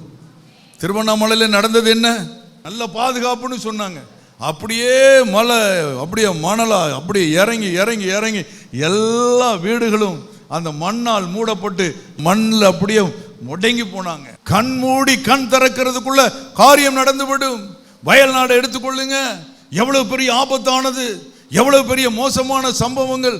கண் மூடி கண் திறக்குள்ள வயல்நாட்டில் அப்படி ஒரு பெரிய சம்பவம், ஒரே நாள்ல இப்படி ஒரு மோசமான சம்பவம் நடக்கிறது. நம்முடைய தர்மபுரியில கூட பயங்கரமான வெள்ளம் என்று சொன்னார்கள், ஊத்தங்கரையில பயங்கரமான பெரிய வெள்ளம் வந்தது என்று சொன்னார்கள், பெரிய ஆபத்தான சூழ்நிலை வந்தது என்று சொன்னார்கள். இப்படிப்பட்ட ஒரு சூழ்நிலை கொஞ்ச நேரத்தில் நடந்துருது. கொஞ்ச நேரத்தில் கண்மூடி கண் திறக்கிறதுக்குள்ள இப்படிப்பட்ட பிரச்சனைகள் நடந்து விடுகிறது. எனக்கு அன்பான சகோதரனை சகோதரியே, இனி காலம் செல்லாது என்பதை நம்ம அறிந்து செயல்படுகிற நேரம் இது. இனி காலம் செல்லாது, எல்லாவற்றிற்கும் முடிவை என் கண்கள் காண்கிற காலத்தில் நான் வாழ்ந்து கொண்டிருக்கிறேன். என் கண்ணு கடைசி காலத்தை பார்க்கிற கால கட்டத்தில் நம்முடைய வாழ்க்கை வந்து விட்டது. ஆமென். இப்படிப்பட்ட காலத்தில், இப்படிப்பட்ட நேரத்தில் தேவையற்ற காரியங்களை எல்லாம் விட்டுவிட்டு தீர்க்க தரிசனம், சுகம், கொண்டாட்டம் அப்படின்னு ஓடிராதீங்க. ஆமென். இந்த இச்சைக்காக உலகத்துல சொல்லப்படுற தீர்க்க தரிசனம், இன்னைக்கு தீர்க்க தரிசனம்னு நினைக்கிறதெல்லாம் ஒரு கர்த்தருடைய பிள்ளை எதை நினைக்குதுன்னு நினைக்கிறீங்க? இந்த தீர்க்க தரிசனத்தையா தீர்க்க தரிசனம் நினைக்குது? யாராவது எதையாவது சொல்றதை தீர்க்க தரிசனம் நினைக்கிறாங்க. இதுதான் நம்பி என்ன செய்யறாங்க? ஓடுறாங்க. இப்படிப்பட்ட சூழ்நிலையில மாயையில வாழ்ந்து கொண்டிருக்கிறாங்க. அதை நான் கம்ப்ளீட்டா நான் மறுக்கல, அப்படி தீர்க்க தரிசனம் இல்லைன்னு நான் பேச வரல. ஆனா பொய்யாய் சொல்லுகிறவர்கள் இருக்கிறார்கள், பொய்யாய் சொல்லுகிறவர்கள் வாழுகிறார்கள். இப்படிப்பட்ட இச்சையிலிருந்து வெளியே வருவதற்கு கர்த்தர் விரும்புகிறார். ஆமென். அப்ப அந்த தீர்க்க தரிசனம், சுகம், கொண்டாட்டம் நான் தேவையில்லைன்னு சொல்ல. அதெல்லாம் புது மக்களுக்கு, புது மக்கள் இன்னும் ரட்சிக்கப்படணும், அவங்களுக்கு தேவை. இன்னும் கொண்டாட்டம் அவங்களுக்கு தேவை. எப்படியாவது கொண்டாடி அவங்க என்ன செய்யணும்? ஆண்டவருடைய வலைக்குள்ள என்ன செய்யணும்? கொண்டு வரணும். நீ வளர்ந்த பிள்ளை, நீ வளர்ந்த பிள்ளை, நீ அப்படியே இருக்கக்கூடாது. ஆரம்ப பள்ளியிலே நீ இருந்து விடக்கூடாது. ஆமென். அல்லேலூயா. ஆவிக்குரிய பள்ளியில நீ வளர வேண்டும். ஆகவே இந்த தீர்க்க தரிசன வசனங்களை வாசிக்கிறவன், கேட்கிறவன், கை கொள்ளுகிறவன் பாக்கியவான். இப்ப பிசாசு கடைசி காலத்துல என்ன செய்ய போறான் அப்படின்னா, நீங்க ஜெபம் பண்ணா கேட்கப்படாதுன்னு நான் சொன்னேன். கடைசி காலத்துக்கும் முடிவுக்கும் இடையில நீங்க ஜெபம் பண்ணா என்ன செய்யப்படாது? கேட்கப்படாது. ஏன்னா முழு அதிகாரத்தையும் சாத்தான் யார்கிட்ட இருந்து தான் வாங்கிட்டு வரான்? கர்த்தரிடத்துல அதிகாரம் வாங்கி கொண்டு வருகிறான். ஆமென். ஏன் கர்த்தர் அதிகாரம் கொடுக்கிறாரு? ஏன் கர்த்தர் அதிகாரம் கொடுக்கிறாரு? ஏன் கர்த்தர் அதிகாரம் கொடுக்கிறாரு அப்படின்னா, அவன் எப்படி வாதாடுறான்னா, நீதியின்படி எனக்கு அதிகாரம் தரணும். நம்முடைய ஆண்டவர் நீதி உள்ளவர். சொல்லுங்க, நம்முடைய ஆண்டவர் நீதி உள்ளவர். அப்ப நீதியின்படி எனக்கு அதிகாரம் தரணும். எல்லா மக்களும், நிறைய மக்கள் என்ன பின்பற்றுறாங்க, அதனால இந்த அதிகாரத்தை நீங்க எனக்கு தரணும் அப்படின்னு சொல்லி ஆர்கியூ பண்ணி கேட்பான். அப்போ அந்த நேரத்தில் நம்ம கொடுக்க முடியாதுன்னு என்ன செய்ய முடியாது? சொல்ல முடியாது. கர்த்தர் நீதி உள்ளவர். ஏன்னா நம்ம என்ன கேட்டோம்னா, இயேசுவை சிலுவையில் அறையும் பரபாசை விடுதலை செய்யுங்கள். நம்முடைய சத்தம் என்ன? இயேசுவை சிலுவையில் அடையுங்கள், பரபாசை விடுதலை செய்யுங்கள். இதுதான் நம்முடைய கூக்குரல். அப்ப அந்த நீதியின்படி நீங்க கொடுக்கிற கூக்குரலுக்கு ஆண்டவர் செவி கொடுக்க வேண்டும். இந்த இரத்த பழி எங்க பிள்ளைகள் மேல, எங்கள் மேல வரட்டும். நீ கேட்டிருக்க. அந்த நேரத்தில் இன்னும் ஆண்டவர் அதிகாரம் கொடுக்கல. திருடன் திருடவும் கொல்லவும் அழிக்கவுமே வருகிறான் அண்டி வேறொன்றுக்கும் வரான். அப்போ அனுமதி கொடுக்காத காலத்திலே திருட வந்தான், அழிக்க வந்தான். இனி கர்த்தருடைய லைசன்ஸோட வருவான். கர்த்தருடைய லைசன்ஸோட வருவான். நான் உம்முடைய நீதியின்படி எனக்கு இந்த அதிகாரத்தை தரணும் அப்படின்னு சொல்லி கேட்டு வாங்கிட்டு வருவான். அப்போ நீ ஜபிக்கிற ஜபம் கேட்கப்படாது. அப்போ கைவிளக்கா இருக்கிற அந்த தீர்க்க தரிசன வசனம் உனக்கு தைரியத்தை கொடுக்கும், உனக்கு வெளிச்சத்தை கொடுக்கும், உன்னை வழி நடத்துவதற்கு அது போதுமானதாக இருக்கும். முதலாவது சாத்தான் அந்த லைசன்ஸ் வாங்கிட்டு வரும் போது அவன் என்ன செய்வான் அப்படின்னா, சமாதானத்தையே குலைச்சு போட்டுருவான். இப்பவுமே வீட்டில் ஒரு வீட்லையும் சமாதானம் இருந்த மாதிரி எனக்கு தெரியல. நீதியை முன்னால வச்சே பேசி ஆண்டவர்கிட்ட பேசி அப்படியே என்ன செஞ்சிருவான்? கம்ப்ளீட்டா என்ன செய்வான்? கெடுத்துருவான். அப்போ இந்த இயேசு யாரு? நன்மை செய்தவர். பரபாசு யாரு? அவன் கொலைகாரன், அயோக்கியன், திருடன், பொறுக்கி எல்லாம் சொல்லலாம். இயேசு யாரு? கண்களை திறந்தவர், நடக்க முடியாதவர்களை நடக்க வைத்தவர், குஷ்டரோகிகளை சுகமாக்கினவர், செத்து போனவர்களை சுகமாக்கினவர். அதற்கு சிலுவை தண்டனை, அதற்கு நீதியை பாருங்க. அப்போ அவன் மெஜாரிட்டி கேட்டால் என்ன செய்யணும்? கொடுத்தாகணும். மெஜாரிட்டி கேட்ட கொடுத்தாகணும். அப்போ நன்மை செய்தவருக்கு சிலுவை, பாவம் செய்தவன், அநியாயம் செய்தவனை விடுதலை செய். இது யார் குரல்? உங்கள் குரல். யாரோ கொடுத்த குரல் நினைக்க கூடாது. இது என்னுடைய குரல். யாரோ கொடுத்த குரல் என்கிறத நினைக்கிற வரைக்கும் நமக்கு ரட்சிப்பு இல்லை, நமக்கு விடுதலை இல்லை, நமக்கு அடுத்த கட்ட வளர்ச்சி இல்லை. ஆண்டவரே, இது என்னுடைய குரல். அப்ப நன்மை செய்தவரை சிலுவையில் என்ன செய்தோம்? அடிக்க சொன்னோம். அப்ப ஆண்டவர் நீதியாய் செயல்படுகிறவர். அப்போ முதலாவது அவன் என்னத்தை கெடுப்பானா? சமாதானத்தை கெடுப்பான். வெளிப்படுத்தின விசேஷம் 6ஆம் அதிகாரம் 4ஆம் வசனம். அப்பொழுது சிவப்பான வேறொரு குதிரை புறப்பட்டது. அதன் மேல் ஏறி இருந்தவனுக்கு பூமியில் உள்ளவர்கள் ஒருவரை ஒருவர் கொலை செய்யத்தக்கதாக சமாதானத்தை பூமியிலிருந்து எடுத்து போடும்படியான அதிகாரம் கொடுக்கப்பட்டது. ஒரு பெரிய பட்டயமும் அவனுக்கு கொடுக்கப்பட்டது. பாத்தீங்களா என்ன எழுதப்பட்டிருக்கு? பாத்தீங்களா? அதிகாரம் கொடுக்கப்பட்டது. அந்த அதிகாரத்தை யார்கிட்ட இருந்து வாங்குறான்? கர்த்தரிடத்திலிருந்து வாங்குறான். நீதி பேசி வாங்குறான். மக்கள் என்ன விரும்புறாங்க?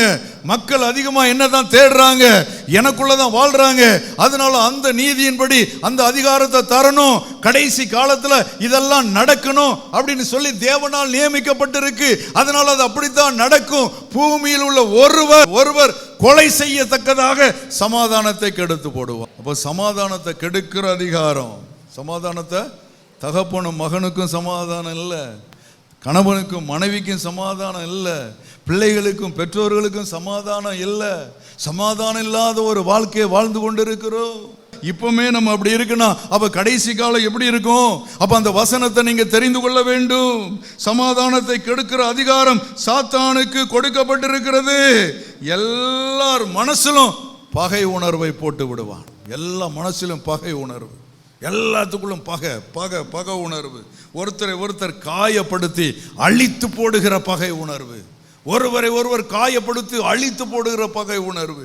என்ன செய்யறோம் நமக்கு தெரியாம அந்த ஆவி கிரியை செய்ய மனைவின்னு பார்க்க மாட்டோம், பிள்ளைகள்னு பார்க்க மாட்டோம், புருஷன்னு பார்க்க மாட்டோம். அப்படிப்பட்ட ஒரு சமாதான குறைவு ஏற்படும் என்று சொல்லி வேதத்தில் 100% நிறைவேறுகிற தீர்க்க தரிசன வசனம் எழுதப்பட்டிருக்கிறது. ஆகவே தான் சொல்றாரு, இந்த வசனத்தை வாசிக்கிறவன் கேட்கிறவன் அதை கை கொண்டால் அவன் பாக்கியவான். ஆமென். முதலாவது என்ன காரியம்? சமாதானத்தை கெடுத்துருவான். ரெண்டாவது மாஸ் டெத், கூட்டம் கூட்டமா சாக வைப்பது.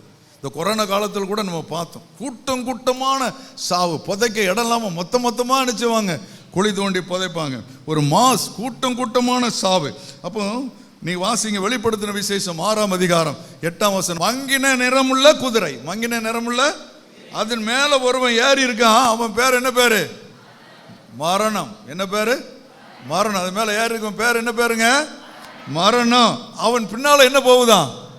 பாதாளம் போகுதான். கூட்டம் கூட்டமா சாக வச்சு பாதாளத்துக்குள்ள என்ன செய்யணும்? தள்ளணும். பின்னாலே பாதாளம் என்ன செய்யுது?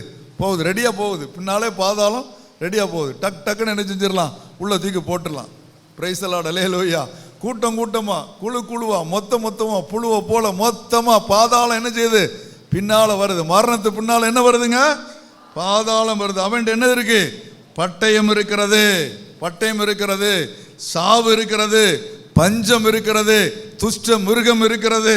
இதுல எல்லாத்தையும் சேர்த்து கால் பங்க கொண்டுருவான். கால் பங்க உலகத்துல கால் பங்க கொண்டு வருவான். ரொம்ப நம்ம கணக்கு பார்த்தா நம்ம கணக்குல ரொம்ப வீக்கு.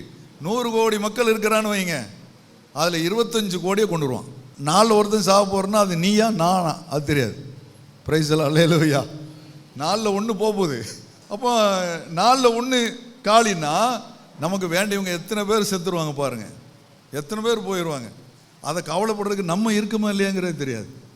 பிரைஸ் தி லார்ட், அல்லேலூயா. அப்போ ஒரு மாஸ் டெத் 100 கோடினா 25 கோடியை காலி பண்ணிடுவான். பாதாளம் பின்னால போது 25 கோடி உள்ள தள்ளுறதுக்கு. ஏன் இதை சொல்லித்தரேன் உங்களுக்கு? ஏன் சொல்லித்தரேன்? அந்த நேரத்தில் நீ கை விளக்க பயன்படுத்தணுங்கிறதுக்காக கற்றுத்தரப்படுகிறது. அந்த நேரத்தில் கர்த்தர் உனக்கு அந்த கை விளக்காகிய வசனத்தை தந்திருக்கார்ல, அந்த வசனத்தை நீ பயன்படுத்தி தப்பிக்கணும்ல, அதுக்கு தான் இதை சொல்லித்தரேன். பிரைஸ் தி லார்ட், அல்லேலூயா. அதை நீ புரிஞ்சுக்கிடணும், அதை நீ விளங்கிக்கிடணும். ஆமென். வெளிப்படுத்தின விசேஷம் 7ஆம் அதிகாரம் 2ஆம் வசனம். ஜீவனுள்ள தேவனுடைய முத்திரை கோலையுடைய வேறொரு தூதன் சூரியன் உதிக்கும் திசையிலிருந்து ஏறி வர கண்டேன். அவன் பூமியையும் சமுத்திரத்தையும் சேதப்படுத்துகிறதற்கு அதிகாரம் பெற்ற அந்த 4 தூதரையும் நோக்கி, பூமி சமுத்திரம் இது ரெண்டையும் சேதப்படுத்துகிற அதிகாரம், அந்த அதிகாரத்தை ஆண்டவர் இடத்துல தான் பெற்று வருகிறான். அந்த அதிகாரத்தை கொடுத்தது யாரு? நீயும் நானும். பிசாச மெஜாரிட்டியா ஃபாலோ பண்றதுனால அவன் எனக்கு நீதி செய்யணும்னு ஆண்டவர்கிட்ட வாதாடுறான். எனக்கு நீதி செய்யணும் ஆண்டவர்கிட்ட வாதம். அதனால ஆண்டவர் கொடுக்க வேண்டிய கட்டாயத்துக்கு தள்ளப்படுகிறார். அப்போ பூமியும் சமுத்திரத்தையும் சேதப்படுத்துறதுக்கு. அப்போ இதெல்லாம் நடக்குமா? நடக்கும். அதனால தான் அங்கங்க இங்கங்க ஒன்று நடக்குது. ஆனால் அது மொத்தமாக நடக்கிற காலம் என்ன, அதிகாரத்தோட நடக்கிற காலம் வரப்போகுது. இங்கே அங்கே ஒன்று சுனாமி வருது அப்படின்னா அப்படி வரும், அப்படி நமக்கு தெரியணும்ல. நோவா காலத்தில் ஏற்கனவே உலகம் என்ன செஞ்சிருக்கு? அழிஞ்சிருக்கு. அந்த நோவாவினுடைய பேழையை இப்போ கண்டுபிடிச்சிருக்காங்க. அது ஒரு இடத்துல அரராத் மலையில் அது ஒரு இடத்துல தங்கி இருக்கிறத அந்த பேழையை கண்டுபிடிச்சிருக்காங்க. இப்போ நீ டிக்கெட் போட்டு பறந்தினா அந்த ஆயிரக்கணக்கான வருடங்களுக்கு முன்பதாக இருந்த அந்த நோவா பயன்படுத்தின பேழையை நீ பார்க்க முடியும். பேழையை பார்க்க முடியும்னா இனி வர்ற அந்த வசனத்தை பார்க்க முடியாம போயிருமா? அப்போ அதுக்கு நம்ம தப்பிக்கணும்ல. ஏன் கர்த்தரை தேடணும்? ஏன் கர்த்தரை நம்பி வந்தோம்? இப்படி ஒரு இருட்டான பகுதி வருது, காரிருள் வருது, ஒரு பெரிய கொடுமையான காலம் வருகிறது. இந்த கொடுமையான காலத்தில் நான் என்ன செய்ய போறேன்? நான் எப்படி தப்புவிக்கப்பட போறேன்? அப்போ நாம இந்த வசனம்லாம் தெரியலன்னா அந்த நேரத்தில் நம்ம என்ன செஞ்சுட்டு இருப்போம்? இயேசுவே இயேசுவே இயேசுவே இயேசுவே இயேசுவே இயேசுவேன்னு கூப்பிட்டுட்டு இருப்போம். ஆனா ஒரு சத்தமும் கேட்கப்படாது.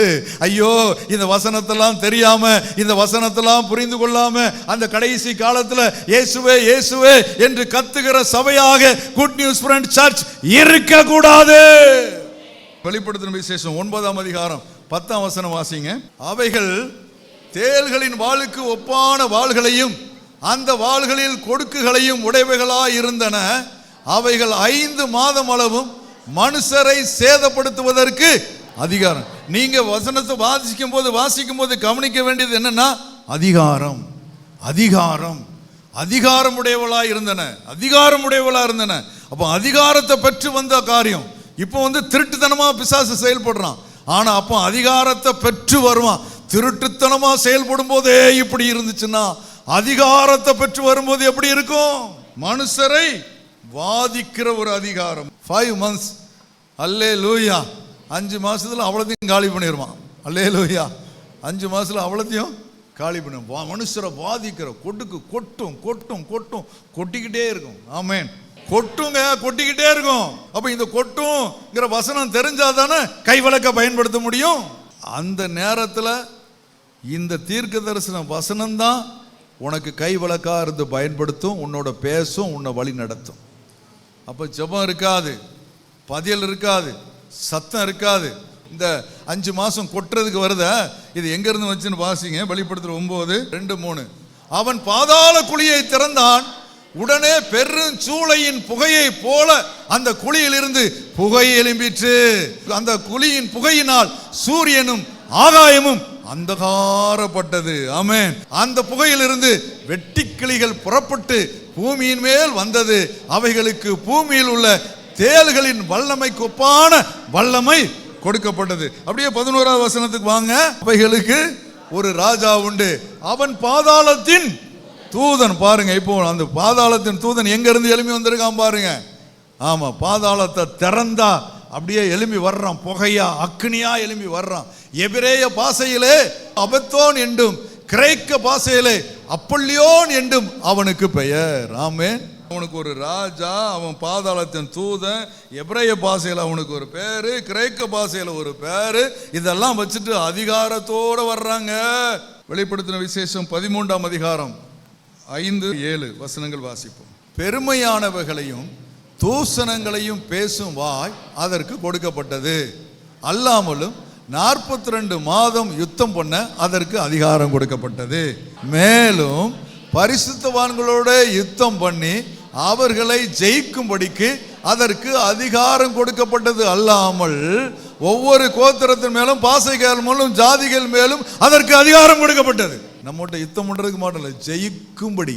பரலோகத்தை தூசிக்க சொல்லுவான், இயேசுவை தூசிக்க சொல்லுவான், நீ தூசிச்சிரு அப்படி சொல்லுவான். அப்ப அப்படிப்பட்ட ஒரு காலம் வரும்போது நீங்க தப்பிக்கணும்னா உங்களுக்கு கைவிளக்கு தேவை. ஆமென், ஆமென், அல்லேலூயா. அப்படி சொல்லும் போது நீங்க தப்பிக்கணும்னா உங்களுக்கு கைவிளக்கு தேவை. ஆமென். பரிசுத்தவான்களை ஜெயிக்கும்படி. அப்ப நீ யோசிக்க வேண்டாமா? நம்ம நினைச்சுக்கிட்டு இருக்கோமா, இப்படிதான் போய்கிட்டு இருக்கோம், இப்படிதானே வாக்குத்தத்தம் இருக்கு, இப்படிதானே போய்கிட்டு இருக்கோம். அதெல்லாம் உண்மைதான், வாக்குத்தத்தம் இருக்கு, நடக்கும், அதெல்லாம் நடக்கும். வாக்குத்தத்தம் இருக்கு, இல்லைன்னு சொல்ல. ஆனா வாக்குத்தத்தத்தை வசனத்தை நம்ம அதை மாத்திரம் ஃபாலோ பண்ணி போயிட்டோம்னா அந்த கடைசி காலத்துல நம்ம தப்பிக்கிறதுக்கு நமக்கு எதுவுமே இல்லாம போயிடும். அதனால தான் 25வது ஆண்டுல இருந்து ஒரு புதிய தீர்மானம் எடுங்க, ஒரு புதிய வழிக்குள்ள வாங்க. இந்த தீர்க்க தரிசன வசனங்களை, இந்த கடைசி காலத்தில் நான் நடக்க வேண்டிய காரியங்கள் என்ன என்பது சொல்லப்பட்டிருக்கிற அந்த வார்த்தைகளை நான் அதிகமாய் வாசிப்பேன், நான் அதிகமாய் தியானிப்பேன், நான் அதிகமாய் அதை கை கொள்ளுவேன். இதனால் பாக்கியவானாக பாக்கியவதியாக மாறுவேன். வெளிப்படுத்தின விசேஷம் 16ஆம் அதிகாரம் 8-9 வசனங்கள். 4ஆம் தூதன் தன் கலசத்தில் உள்ளதை சூரியன் மேல் ஊற்றினான். தீயினால் மனுஷரை தகிக்கும்படி அதற்கு அதிகாரம் கொடுக்கப்பட்டது.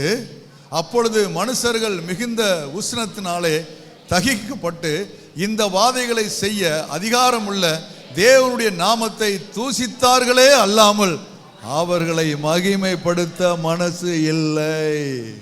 எவ்வளவு கஷ்டமான ஒரு வார்த்தை பாருங்க, எவ்வளவு கஷ்டமான ஒரு கடினமான.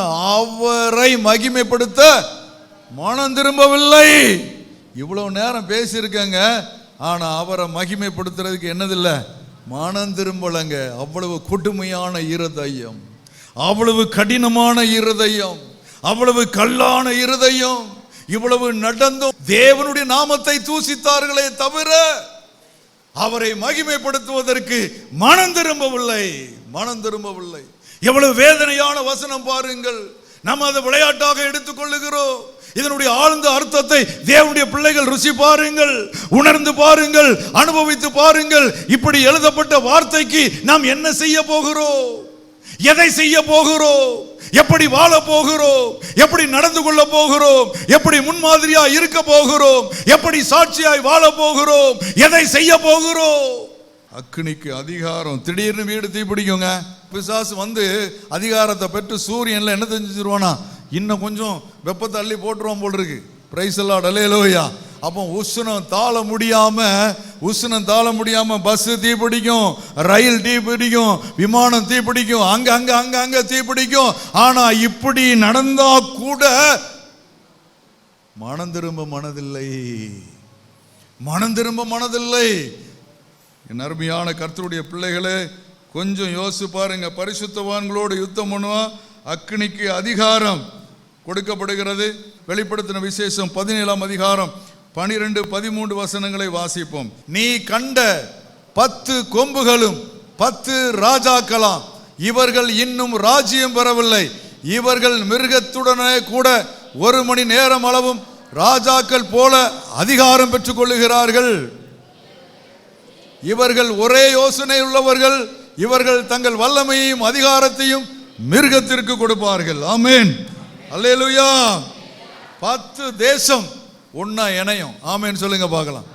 10 ராஜாக்கள் ஒன்னா என்ன செஞ்சிருவாங்க, இணைஞ்சிருவாங்க. அப்படிதான் பைபிள் சொல்லுது. 10 தேசங்கள் ஒன்றா இணையும். அது எந்த இடம்னு கூட சில காரியங்கள்லாம் வேத புத்தகத்தில் என்ன செய்யப்பட்டிருக்கு, எழுதப்பட்டிருக்கிறது. 10 ராஜாக்கள் ஒன்று சேர்ந்துருவானுவன். ஒன்று சேர்ந்து யாருக்கு பக்கபலமா இருப்பானுவன், சாத்தானுக்கு பக்கபலமா இருப்பாங்க. ஆமென் சொல்லுங்களா. சாத்தானுக்கு பக்கபலமா இருப்பான். சாத்தான் வந்து இப்போ எப்படி வருவான்னா, அப்படி பல்லு நீண்டுட்டு வரமாட்டான், நாக்க தொங்க போட்டு என்ன செய்ய மாட்டான், வரமாட்டான். ஒரு பெரிய ரவுடி மாதிரி என்ன செய்ய மாட்டான், வரமாட்டான். அவனை பார்த்தா சாத்தான் மாதிரியே தெரியாது, இயேசுவை போல தெரியும். அப்படிப்பட்டவன் வருவான். அவன் தான் நல்லது நடக்கிற மாதிரி பேசுவான். ஏய், அந்த நாடு எடக்கு பண்றியா, எடக்கு பண்ணாடா, ஒழுங்காருடா, ஏன்டா நீ சண்டை போட்டு இருக்கா, சண்டை போடாதடா, ஏய் அடங்குடா, ஒழுங்கா, இப்படி பேசுவான். நீ என்ன நினைப்பா, ரட்சிக்க வந்த இயேசு. அதனால தாங்க கை விளக்கு உங்களுக்கு தேவை. அப்போ அவன் எப்படி இருப்பான் பாருங்க. வசனம் பேசுற மாதிரியே பேசுவான், சமாதானம் பண்ற மாதிரியே பாருவான், அப்படியே காப்பாத்துற மாதிரியே வருவான். உங்களுக்கு அடையாளமே நினைச்ச முடியாது, கண்டுபிடிக்க முடியாத அளவுக்கு வருவான். அவன் தான் அந்தி கிறிஸ்து, அவன் தான் அந்தி கிறிஸ்து என்று பெயர் எழுதப்பட்டிருக்கிறது. ஆதாரம் இல்லாம ஒன்றும் செய்ய முடியாத நிலைமை வந்துட்டா வரலையாங்க. இனி பார்த்துடுங்க, கையிலேயாவது நெத்திலியாவது அந்த முத்திரையை என்ன செய்து கொள்ள வேண்டும், தரித்து கொள்ளுகிற ஒரு காலம் வருகிறது. அந்த முத்து அது இருந்தா தான் நீ ஆஸ்பத்திரி போக முடியும், நீ என்ன செய்யும், ஃபுட்டு வாங்க முடியும், எல்லாம் வாங்க முடியும் அப்படின்னு அவன் சொல்லுவான். சாத்தான் சொல்லுவான். அப்படி நீ நம்பி போவா. ஜெபம் பண்ற மாதிரியே கூட்டம் நடக்கும், அல்லேலூயா சொல்ற மாதிரியே கூட்டம் நடக்கும். நீ எல்லாம் அவனுக்கு கை தட்டி கொடுப்பா, முடிஞ்சா காணிக்க கூட அனுப்பி வைப்பா. பிரைஸ் தி லார்ட், அல்லேலூயா. ஏன்னா அவன் செயல்பாடுல வித்தியாசமே காண முடியாது. கடைசி காலத்துக்கும் இயேசு கிறிஸ்துவ வருகைக்கும் கடைசியா ஒரு சமாதானத்தை உண்டு பண்றதுக்கு ஒருத்தர் வருவார்னா அவர் இயேசு மாத்திரம்தான். ஆனா இடைப்பட்ட காலம் சூனியமான காலம். அந்த இடைப்பட்ட காலத்துல எல்லாம் சாத்தானுடைய அதிகாரம். அவன் நன்மை செய்யறது போலவே இருப்பான், உனக்கு உதவி செய்யறது போலவே வருவான், இயேசு கிறிஸ்து செய்தது போலவே செய்வான். ஆனா அவன் இயேசு அல்ல, அவன் அந்தி கிறிஸ்து. அந்தி கிறிஸ்து. அல்லேலூயா. இனி காலம் செல்லாது என்கிற காலத்தில் இருந்து இயேசு கிறிஸ்துடைய வருகை வரைக்கும் முழு சமாதானம் வேண்டும் என்று சொன்னால் அது இயேசுவால் மாத்திரம்தான் முடியும். வேற யாரும் சமாதானம் கொடுக்க முடியாது, முடியவே முடியாது. ஆமென். வெளிப்படுத்தின விசேஷம் 6ஆம் அதிகாரம் 2ஆம் வசனம். நான் பார்த்தபோது வெள்ளைக்கு அதன் மேல் ஏறி இருந்தவன் வெள்ளை பிடித்தவன், அவனுக்கு ஒரு கிரீடம் கொடுக்கப்பட்டது, ஜெயிக்கிறவனாகவும் ஜெயிப்பவனாகவும் புறப்பட்டான். அவன் தான் இவன் அப்படிதான் எல்லாம் சமாதானம் பண்ற மாதிரி, நல்லா இருக்கிற மாதிரி, அழகா எல்லா காரியத்தையும் செய்யற மாதிரி செய்திருவான். இது இருண்ட காலம் மாதிரியே தெரியாது, ஆனா இருண்ட காலம். ஆமென். அல்லேலூயா. அப்ப இந்த இருண்ட காலத்தை கண்டுபிடிக்கிறது கஷ்டம் கஷ்டம். அதனால இனி கையிலையாவது நெத்திலையாவது நம்ம என்ன செய்யணும்? ஒரு முத்திரை போட வேண்டிய சூழ்நிலை வரும். அப்போ நம்ம வாங்காம இருக்கணுமா வாங்கணுமா? அந்த முத்திரையை நம்ம அணிந்து கொண்டால், கையிலையோ அல்லது நெத்திலையோ முத்திரையை அணிந்து கொண்டால் 2ஆம் மரணமாகிய அக்கினி என்று எழுதப்பட்டிருக்கிறது. ஆகவே தான் நம்ம மறக்கக்கூடாத படிக்கு மனசுல வைக்கக்கூடிய வசனம் 2 பேதுரு 1ஆம் அதிகாரம் 19வது வசனத்தை நீங்க வாசிக்கும் போது அதிக உறுதியான தீர்க்க தரிசன வசனமும் நமக்கு உண்டு. பொழுது விடிந்து விடிவெள்ளி உங்கள் இருதயங்களில் உதிக்கும் அளவும் இருளுள்ள ஸ்தலத்தில் பிரகாசிக்கிற விளக்கை போன்ற அவ்வசனத்தை கவனித்திருப்பது நலமாயிருக்கும். அல்லேலூயா. இந்த தீர்க்க தரிசன வசனங்களை வாசிக்கிறவன், கேட்கிறவன், கை கொள்ளுகிறவன் பாக்கியவான். கைவிளக்கான அந்த தீர்க்க தரிசன வசனங்களை கைவிளக்காய் வைத்து கொள்ளுங்கள். இப்படிப்பட்ட ஒரு மோசமான சூழ்நிலையை நாம் சந்திக்க போகிறோம்.